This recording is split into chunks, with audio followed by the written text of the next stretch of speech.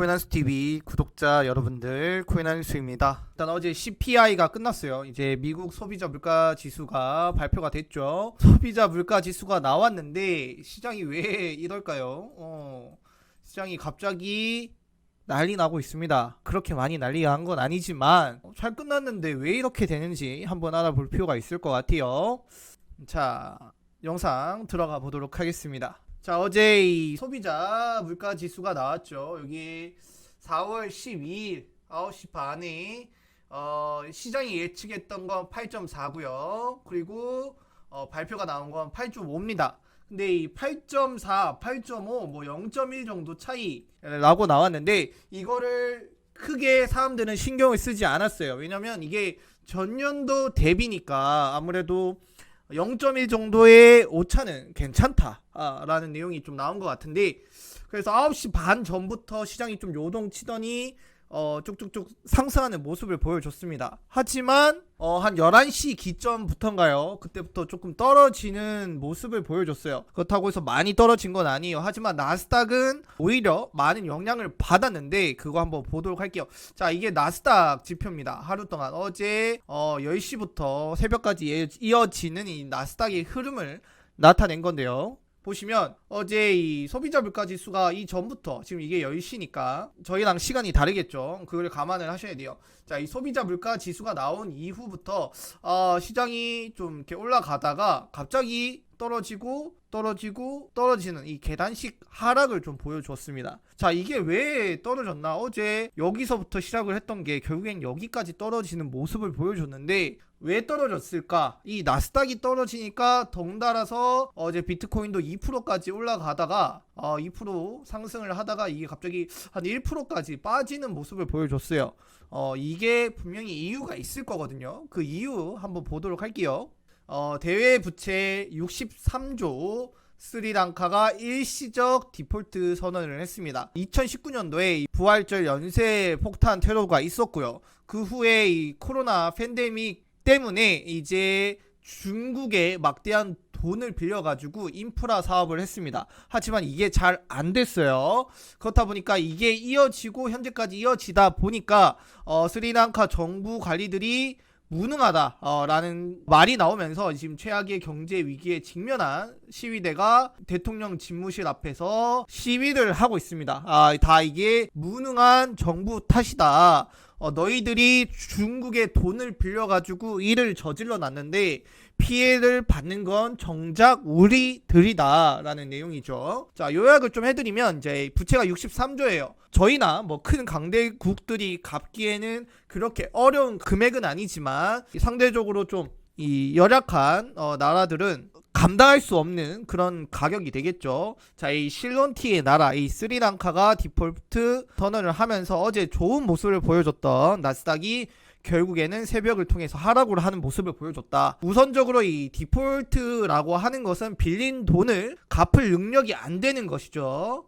이 빌려준 입장에서는 돈을 받아야 하는데 못 받아요. 그렇게 되면 내가 이 빌려준 돈을 특정 시기에 받아서 이걸 어떻게 운용을 해야 되는데 그렇게 하지 못하고 있죠. 그러면 이제 이 돈을 빌려준 나라와 그리고 돈을 빌려준 은행 측에서도 이 자금 운영 측면에서 피해를 받을 것이다. 이렇게 되면 지금 안 그래도 인플레이션 때문에 지금 전체적으로 흐름이 안 좋은데 이런 디폴트까지 나오면서 글로벌 경제에 또 추가적으로 나비 효과를 일으킬 수 있다라고 좀 생각이 됐던 것 같아요. 자, 그리고 푸틴 평화협상 교착이라는 내용이 나왔습니다. 그리고 우크라 협상 전략이 일축이라는 내용인데, 자, 어제 이 블라디미르 푸틴 대통령이 벨라루스 대통령과 만나서 정상회담을 하고 있습니다.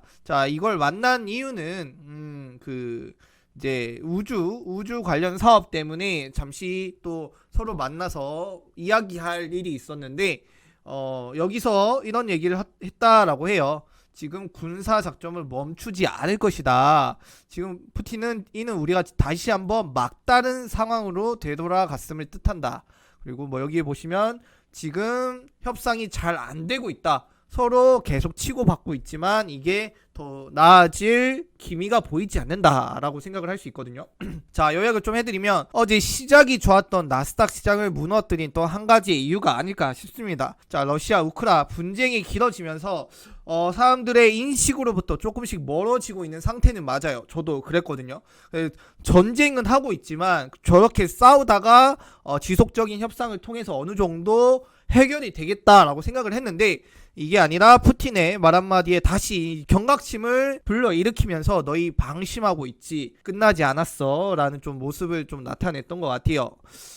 그래서 이게 어제 또 시작의 하락을 좀 나타냈던 모습을 보여줬다라고 좀 말씀을 드릴 수 있고 이제 전체적인 시장의 흐름을 좀 한번 볼게요. 어제 이 좋은 모습을 보여줬던 게 이거는 이제 미국 기준이니까 뭐 업비트 기준으로는 조금 다를 수 있어요. 그래서 전체적인 아직 그 시간 리셋이 안 됐기 때문에 그걸 감안해 주시고 비트코인이 아마 이대로 끝나지 않았을까 싶긴 합니다. 1%, 그 다음에 이더리움 2.3%, 뭐 솔라나 전체적으로 다 빨간색이 거의 없긴 해요. 웨이브 같은 것들은 아마 이제 어느 정도 해지 수단이 많이 사용됐고 그 다음에 거품이 껴 있었던 거를 빠져 나오면서 이제 하락하는 모습을 볼 수 있죠. 이제 시장은 이런 식으로 좀 흘러가고 있는데 저희가 이제 조금 봐야 될 거는 아무래도 이전에 그 거래소로 유입되는 비트코인의 양이 좀 늘어났었어요. 그래서 사람들이 많이 매도를 하려는구나,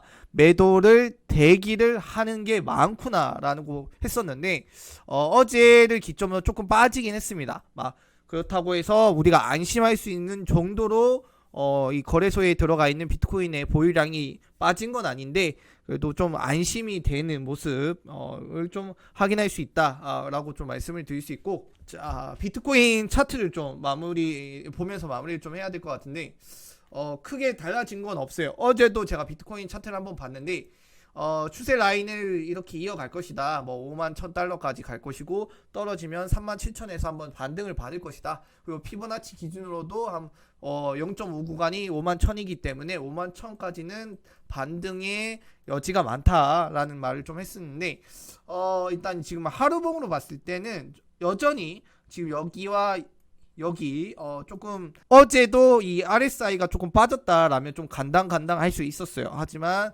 그렇게 빠진 게 아니라 여기서부터 시작되는 저점들이 조금씩 얘랑 거의 차이가 없지만 조금씩이라도 높아지고 있다. 그래서 좀 약하지만 상승 다이버전스는 그래도 유지가 되고 있다 라고 좀 말씀을 드릴 수 있고, 현재 이 가격 자체가 그렇게 많이 상승을 하지 않았어요. 제가 감히 추측을 하건데 이렇게 된다라면 현재 횡보될 가능성이 있고요. 그렇다고 해서 꼭 37,000까지 빠진다라는 이유는 없어요. 그 전에라도 이렇게 지지 라인을 받을 수 있는 구간이 있다라면 오히려 또 지지를 받고 반등이 나올 수 있다. 다만 최근에 강력했던 지지 라인이 37,000이다. 그리고 이렇게 연장선을 그어보면 또 37,000과 연결이 된다라는 점에서 37,000까지 좀 사람들이 많이 걱정하는 부분이다 라는 걸 좀 말씀을 드릴 수 있고, 자 15분봉으로 보면 뭐 이제 아무래도 15분봉이다 보니까 크게 아직 그 정확한 추세 자체는 나오진 않았어요.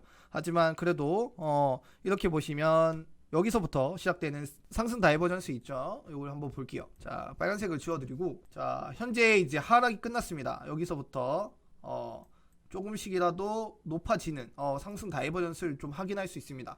저점, 그 다음에 고점, 점점 저점이 높아질 것이다. 이런 식으로도 이제 상승 다이버전스 한번 기대해 볼 수 있다라고 좀 말씀을 드릴 수 있고, 아무래도 이 비트코인 자체가 현재는 정확한 방향성을 가지고 있진 않아요. 5월 초에 있을 이 FOMC가 있기 때문에 그 전까지는 사람들이 다소 이 투자 심리가 위축이 돼서 조금씩 시장이 들어오겠지만 이렇다 할 큰 변화를 주지는 않을 것 같다 라는 게 제 말씀이고, 그렇게 되면 5월 FOMC 기준으로 5월 FOMC가 지금 시장이 예측하는 정도만 나와준다라면 그때부터 우리가 알던 거네, 그러면 문제가 될 건 없네, 불확실성도 해소가 되기 때문에 다시 쭉쭉쭉 상승해 줄 것이다. 다만 지금부터 5월 FOMC까지의 이 기간이 여러분들에게 시련과 고통을 주는 기간이 될 텐데 이것만 잘 버티시면 된다라는 걸 좀